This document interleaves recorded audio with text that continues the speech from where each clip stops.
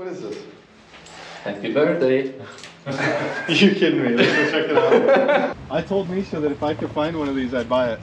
And he did. That's awesome, dude. That's funny. We're gonna have to swap this. Yeah. We're gonna have to like make it all lumpity. Are we doing a lap then or what? Well, I think we have to. Oh, that's hilarious. Can I start? Yes, let's go. Off we go. We finally got it. So, good morning, comrades. Is this? Yeah, correct. Good morning, comrades. Welcome back to the channel. Welcome to a video that I've been looking forward to make for the last almost half a year.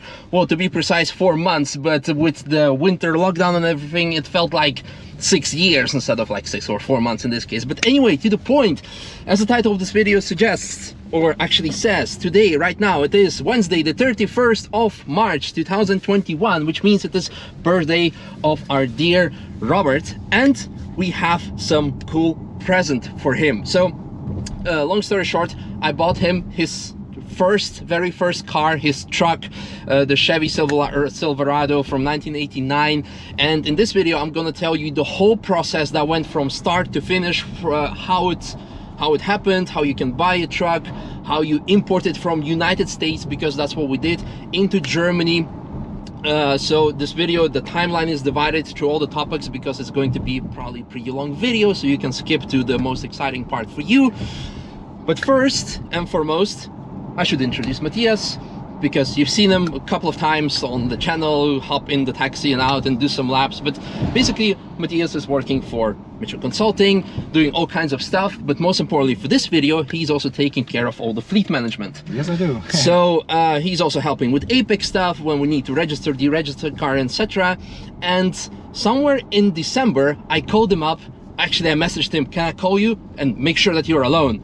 And then he called me up. He's like, what's up? Did you get like a speeding ticket or something? Like, what's the problem? I'm like, no, dude. I bought the car for Robert. Could you help me put it on his name when the car arrives here? But eventually, he ended up doing so much more, contacting companies and helping me with the whole registration process. So for this, massive thank you to you. And this is why this makes also this gift from kind of two of us to Robert.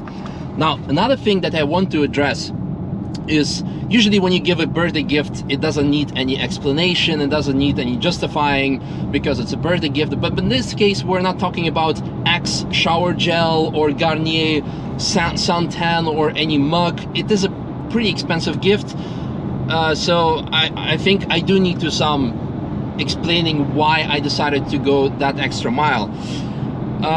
Robert has been, a lot of people will say like, oh, it's such a great you're in such a great position to have such a great boss. But I don't call him a boss, because also on paper, but let's not talk about that, he's a very good friend. But even when we talk about business stuff, I am very fortunate to say, as of now, I have no, so to say, financial dependability from Apex or from him, but everything that I have now and built up in the last 4 years are thanks to him. I am where I am right now are thanks to him. And like I mentioned in one of the previous videos, 4 years ago I came to Germany with my last 20 euros in a pocket, and now I'm fortunate enough to say that I have a bit more than 20 euros in my pocket. But apart from the financial like stuff, he's been there for me always as a friend. Whenever I would be crashing his cars, he would forgive me. Whenever I had other difficulties, he's been a lot more there for me than you have seen on the channel. So this is why, just a small justification, it is, he deserves a lot more than I'm giving him right now. And yeah, probably you can say that he's a very good human being in general, and you guys know it as well. So this is just like a very small side note, because I believe it does require some explanation. But now let's talk about how did we get it. And also we got the plates. We'll talk about the plates later, but we have to go back, and I need to grab the notes. We are currently on our way to pick up the truck, by the way. I made the whole timeline note, so that's what I will be doing. So it all started on the night of the 7th December when this happened.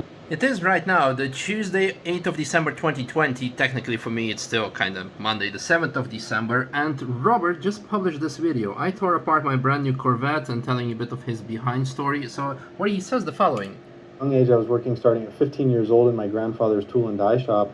And that was a neat experience because he was very kind and gave me a 1989 Chevy Silverado, badass baby blue with a nice silver stripe down at the bottom. The thing was mint, except for it needed a new motor. Baby blue 1989 Silverado. So I decided, you know what, I'm gonna go Google some stuff. So ended up on eBay and sent the link to him actually. And he said, asked like, hey, is this the one? He said, yeah, pretty much. What was different? Well, nearly identical. He had silver, silver below the body trim, but same interior. If it was in Germany, I would buy it. Well, don't worry, Robert, I got your back, because that actual car right now on eBay, well, currently we're the highest bidder, so let's see if we can keep it up. And then a quick fast forward to the 16th of December when the bidding was coming to an end. Almost 10 days later, and we're still the highest bidder. 30 seconds left. Let's do an F5 for good measure. Refresh the page. Okay. Woohoo! Exciting. Are we going to get it? It's more exciting than bidding on the taxi license, maybe. I guess I'm the only person in the world who is interested in a Silverado. Woohoo! Nice. As you've seen, I was the lucky one who got the bid, and I immediately contacted the seller through the DM on eBay, and a gentleman called Gary, he first of all congratulated me, and I told him a quick backstory. I said, hey, this is going to be a birthday gift, and he said, oh, this is so amazing, this is so cool. And the backstory is that that car actually had only one careful owner. It was owned by the same farmer from the very beginning, from 1989, and then Gary bought it from that farmer who couldn't drive anymore because he was 80 plus or maybe close to 90 years old, and he had to sell it. And then Gary wanted to work on it or restore it, and then I believe he bought a Mustang that he decided, yeah, I'd rather work on the Mustang, and so he put up the Silverado for sale. And there was I who said like, okay, I'm gonna buy it off you. But the car was in great condition, and then there came the question, okay, how are we going to handle the payment? And what I'm going to be telling you now is that all the companies I'll be mentioning, all the processes are just from me as a customer perspective. Because usually when you see like YouTubers buying a car, there's always some like brand deal involved. But in this case, all the companies who will be mentioning him, it's something that I just went ahead and, okay, I need to do it right now. Or Matthias just went there and said like, hey, we need to get this done, can you help us? It's just like a real customer relationship. There's no brand deal involved. There is nothing like, it's not an endorsement, but we got such a great customer service, and I want to explain the process that went through. But anyway, back to the payment. So eBay offered the option of doing an escrow, payment through escrow, and I'm mentioning it again for you guys who want to buy a car from United States and import it into Europe. It might be interesting for you. That's why I'm this is explaining the whole process. So escrow.com is some service where you can just wire the money, and basically it's linked already to your eBay bidding or your winning bid. Then you as a buyer, you send the money there, then the seller gets the notification that you have sent the money, then he sends the car to you, or you as a buyer go and pick up the car. And after that, if you're happy with the car, you can release the funds, and then the seller gets the money. So it's pretty simple. And for me, who never bought the car from the United States, it was a very simple, convenient thing. So buying cars off eBay from Europe, from in the United States, is relatively easy. Now, fast forward. We were talking about 16th of December. On 20th of December, a good friend of mine, Austin, who I met in 2015 at the Nürburgring, I called him up and I said, yo, there's a car nearby to you, I bought it, can you help me out and inspect it? And he did it, he picked it up, and later he also did some maintenance work on it. So on the 20th of December, he picked up the car. Now comes a very important point, because as mentioned, I made the decision to buy that car on the 8th of December. That was before Robert decided to go and buy E30 M3, because before that he was already wanting to have a classic car, etc. And on 21st of December, he calls me up and said, Misha, my YouTube channel is kind of taking a dip. I want to do some excitement in it, but the track is closed. And I always wanted a classic car, and you were kind of like, you ignited the fire for the E30 M3 by giving me this model for Christmas. You know what? You think it's going to be a good idea to go make a video, say that I'm gonna commit to buying E30 M3, and me in the back of my mind, knowing that I already bought this truck, like, yeah, Robert, it's a great idea. Buy a classic car. It's going to be great. You should do that. So, you know, the long story short, in 2 weeks' time, he bought the E30 M3. Now, fast forward to the first of, so on the 22nd, he decides to buy the E30 M3. On 22nd, also, Austin sends me the first videos that showed the truck on the outside and underneath, so check them out. All right, here it is, your 1989 Silverado 1500. I think something on this side's been painted. It's a little hard to tell in the video probably, but the door and the bed don't have the same like shine to them as one another. I think maybe the door and the fender have been painted and the rest of the truck's original. There is another dent here that I would like to get removed in addition to the ones on the door, but that's pretty much it. Like it's pretty clean overall. Let's get inside and fire her up. Also, this is a GM from the era where they use a separate key for the ignition and the door lock. That's how it came. It's garbage, but it's GM. I believe that's the ignition key. Yep.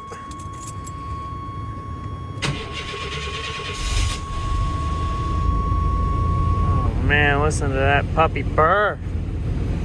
I'm just fucking around. All right, let's look around the hood. Little tiny engine. Takes up none of the engine bay at all. It's a new water pump he said he put on. I don't know about that thermostat though. If you look down there, I can see the new shocks and stuff. Like, someone maintained this thing. Oh, and last thing here, just because this is novel as hell. Look at this goofy ass item. Pop that up, that thing. Flip this on. And then pull this bitch out on a cord and look around your engine bay. And then when you're done, you can roll the damn thing back up. I mean, I've never seen anything like that. That right there, that's cool. And the most interesting thing is that's in addition to the light under the hood it already has. So, you know, I'm surprised for such a base model truck. Anyways, I'll send you some more stuff when I get to the shop. All right, let's do a walk around under this truck so you can see what you bought. So surprisingly, pretty clean. I mean, come on, look at that tire. It's never been used. It's all dry rotted, but it says something on it. I can't even read it. It was made though, the stamp, it must be on the other side of the tire. Regardless, it still has all the prickles on and everything. Moving on. Clean, like just so shockingly clean. Shocks look nice. Not sure who made them. Rear drum brakes, rear axle. Good question. We spin this. Oh, you got that open diff going on. Looks like someone put wheel cylinders back here at some point. Those look way too new. Like, I would not expect this to look like this. The lines look good though. Moving forward, got that big beefy ass drive shaft. Oh man, do some stuff with that. Anyways, exhaust muffler's been replaced, but I mean, who cares? Looks to be the original Cat though. Like, look at that monster. Down here, maybe there's like a slight leak at the pinion, maybe, but as you can tell, it's pretty clean under here. In the engine compartment, again, shockingly clean. A little drip of oil down there. I mean, this could probably be pressure washed off, but nothing major. Someone recently re-greased some of these fittings and they look terrible, but we can clean that up. Under here looks nice. Look at that ground wire on the engine. Still intact, not all falling apart. Yep, that's your truck. Here's your video. inspection done. Fast forward to the 1st of January, New Year's. Austin orders the parts. After inspection, we found out that the AC needs to be replaced. Actually, that was also specified in advertisement. So AC needed to replace, AC accumulator, the thermostat, throttle cable, AC gas. Obviously, there was a crack in the dash and some labor, etc. On the 2nd of January, we picked up the E30 M3. On the 4th of January, Matthias made the first contact with a local company, which was called Transglobal Logistics, who would be taking care of the shipment. They told us we can bring the car to New Jersey, and from there the ship would go to Bremerhaven. And I'm not gonna disclose the whole price, but in case of shipment, is going to be the only thing that I'm going to tell you when it comes to how much I paid for it, because I think it's interesting to know how much it actually costs to ship the car from United States to Europe. Because for me in the past, I was thinking 5-figure numbers, 10,000 euro or something is going to take 2 months, 3 months, but no, it was actually $1,375 to ship it, in additionally $280 of harbor costs. And then actually later on in comparison, I paid even more to ship it from Bremerhaven towards Kaiserslautern to have it delivered at the garage, but more on that later. Later on, Austin, who was taking care of the car, he said like, hey, can you ask if we can do shipment from Baltimore, because it's like 45 minutes away from me, and then we can do that. So I called them up, and they said, yeah, no problem, you can do it from Baltimore, it's going to be the same price as well. So that was great. Now, another thing was, they said, to import the car, it's going to cost you 23% of import tax and additional 19% of German VAT. However, having done some research ourselves, we found out that if it's an old-timer, which means the car is older than 30 years, and luckily in this case it was, you only need to pay 7% of import tax. So we were lucky when it comes to that. Okay, we're arriving at the garage, so I need to quickly rush through the notes still. So that was that. In any case, fast forward, on the 12th of January, thermostat was fixed. That was good.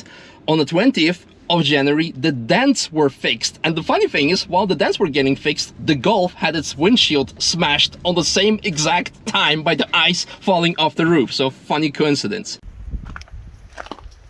So remember when Ring Tractor's windshield got smashed, to be precise, on the 20th of January, and basically 2 days before the truck would be shipped.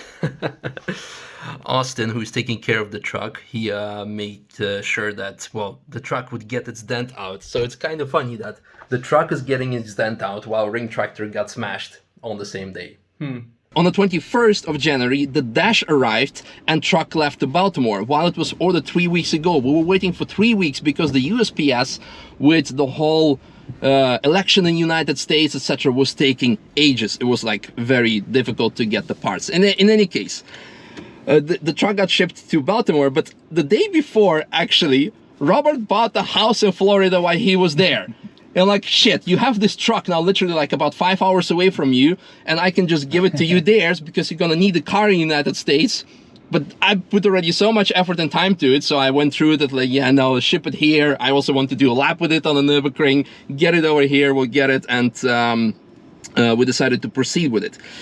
Now, speaking of which, the Transglobal Logistics did a very good job when it comes to providing information. They gave us like an option, they gave like a very spec sheet saying like how long is it gonna take, when is the time window when you can bring the truck. So we had like 2 weeks time to bring it to the harbor. They also offered the possibility to have it picked it up from location by themselves and brought it there, so you don't have to go through all the hassle. So in case you are buying a car from United States yourself and you don't have friends or anyone to do it in United States for you, like in my case, they can provide the whole service, which was great. But in any case, on the 21st, the truck went to Baltimore. It was dropped off in the harbor. On the 25th was, by the way, the last day to deliver the truck. On the 30th, the ship departed from Baltimore. 30th of January. On the 20th of February, so slightly more than 3 weeks, or exactly 3 weeks later, the ship already arrived in Bremerhaven in Germany. And like I said previously, I was thinking it would take maybe like months to get it. So for 1,000 euro, and 3 weeks time you have the car from one part of the world to another, unless something is blocking the Suez Canal, but in this case we didn't have to go through that, of course. So on the 20th the ship arrived in Bremerhaven. On 22nd they unloaded it. On 24th the import took place, so they imported it, they did all the taxes, etc. And then on the 4th of March the truck arrived in Kaiserslautern, and on the 5th I had a first look at the truck myself together with Matthias, so have a look. Alright, good morning comrades. Today is March 5th, Friday. This means it's the day before TF, and I'm full of excitement, not because tomorrow the day the truck is going to be open, unless, well, hopefully if the snow melts away, because we got hit by snow. And I'm also not excited because I'm bringing the laundry away. Now, bringing it with the laundry, it's nothing uncommon. I've been doing laundry runs before. We did the laundry runs with the Rolls-Royce. Whenever we need to do laundry run and Apex team is asking me, or I have to go visit Robert, I pick up the laundry, take it with me, because our laundry central is over there in Kaiserslautern. But this time, the last few days, I was proactively asking, like, hey, do I need to take the laundry? Does anyone need to take the laundry? Does anyone need to take the laundry? No one was thinking anything of it. But the reason why I was asking for it is to use it as a cover up of me actually going and checking out the truck that has finally arrived. So we're gonna go and check it out, and then I'm gonna drop off the laundry, come to Robert, and say like, oh hi, here I'm. Yeah, so I'm full of excitement. So let's go check out the truck. You've arrived at your destination. Have I? Ah, here it is. Including the bumper sticker. I think it's no big deal. Yep. The sticker is cool, yeah. Yeah. So there was a dent here that they took off and brushed. Just can use some polishing still. For the rest, yeah, this one is slightly annoying. Too bad they didn't take that out, but maybe Pete can polish it out. For the rest, lots of chrome can get you home, huh? Can I have a look? There we go.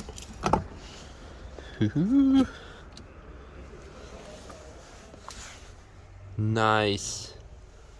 Looking good. New dashboard. That's so cool. It looks so good as new.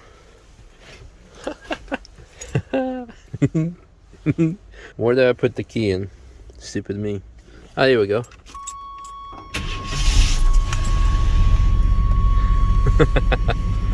Cup holders, nice. Oh, you can just take it off and like being held by some nails. That's no hazard at all when you go on track. Holy shit. Wow. I like that sound. I like that sound and how the truck moves when you try. That's so cool. Nice. And a 3-seater. Wow.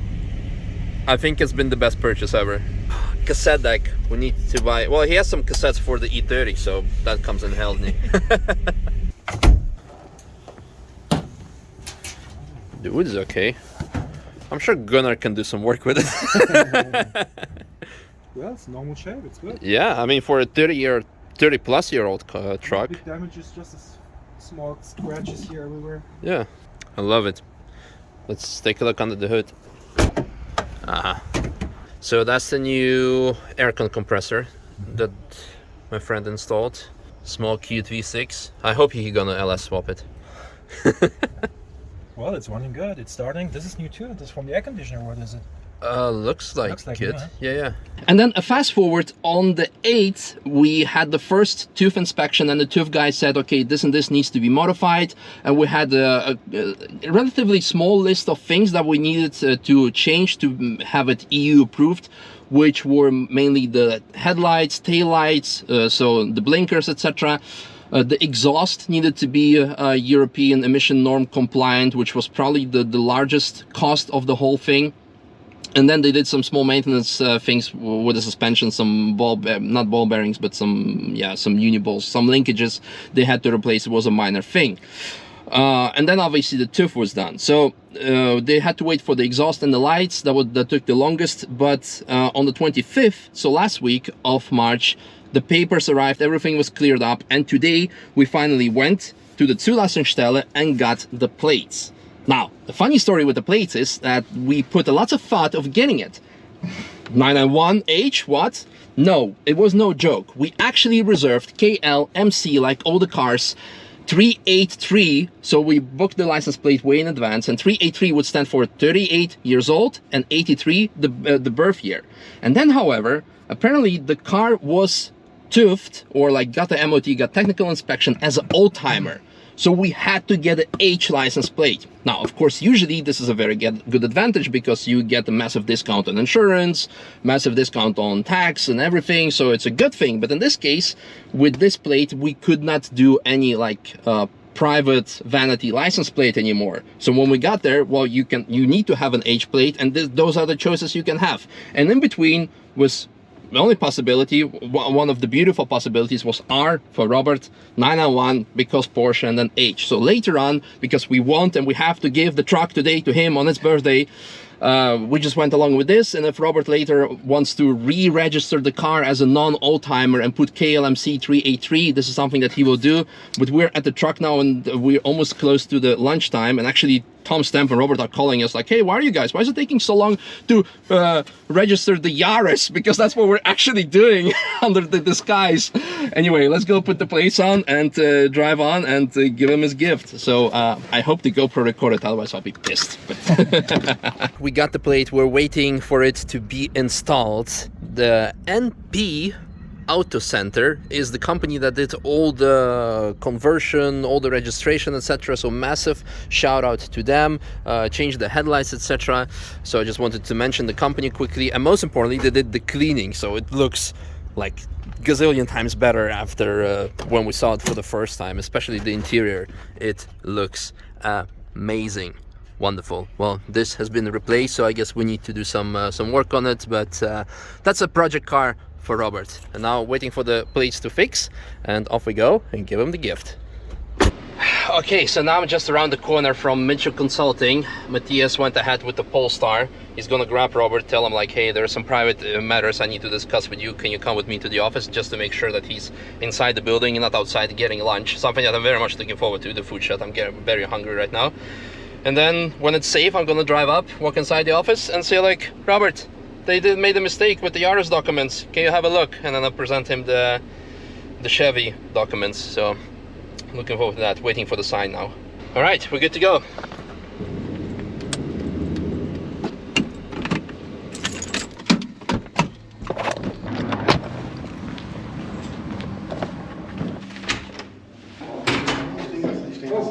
You good? Misha? What's up, man? Good to see you. Yeah, I think we need to go back to the registration office. What? I think they made a mistake. No. Have a look.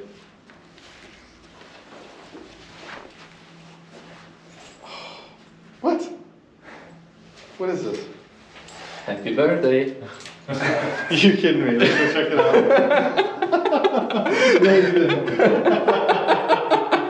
You give me an old piece of shit?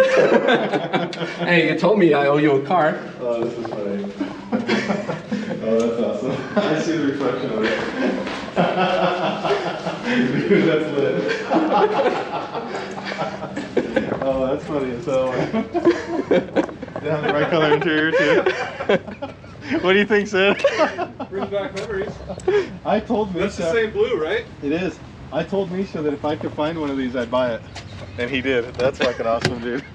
All the man, way this- from the this United brings- States. Yeah, this brings back major memories. This is exactly it. Yeah. The only thing is it had silver on the bottom, so we're going to have to take it to the paint shop. Dude, that's sick.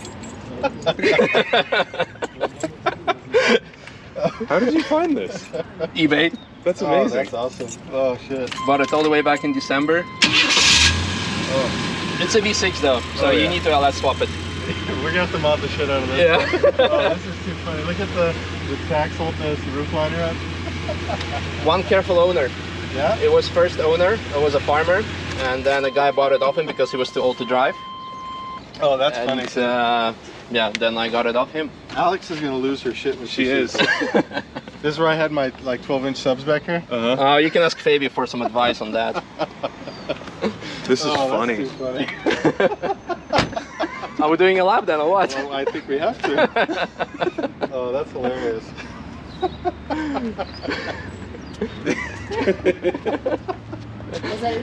You got the historic plate on it too, huh? Dude, no, you know, we registered the plate KLMC 383 because it's 38 and you're from 83. Yeah. Perfect plate. We go there and they say like, no, it's TÜV as an old timer. You need to have an old timer plate. Like, yeah, or you need to go re-register it now. Like, yeah, no, we need the car today. Oh, that's too funny. So you can have, so you have 991. You have a Porsche plate. So. That's pretty badass. Or you can, yeah, you can re-register it yourself later. You got the spare under. Did you put that on or no, it came with the car. Unless you're Oh, that's hilarious, man. Like I said, when Alex sees this, yeah, she's gonna lose her shit. And I think it's the best kept secret of ever. Oh, because nobody knew, like nobody at Apex, no That's one, funny. like. Had they seen it yet or no? No, no one. Where was it? Where'd you keep it? It was at the garage here at Kaiserslautern. They transported from the harbor immediately there, and it was there the whole time. Oh, what garage? NP. Oh, okay. NP. That's too funny, man. Remember when I was very eager to do the laundry? Like, okay. That was because it was then it arrived there. It was the first time looking at it. Yeah, we totally got to get the bottom painted silver to match. Yeah. Like the other one was. It's pretty trim. That's funny, man.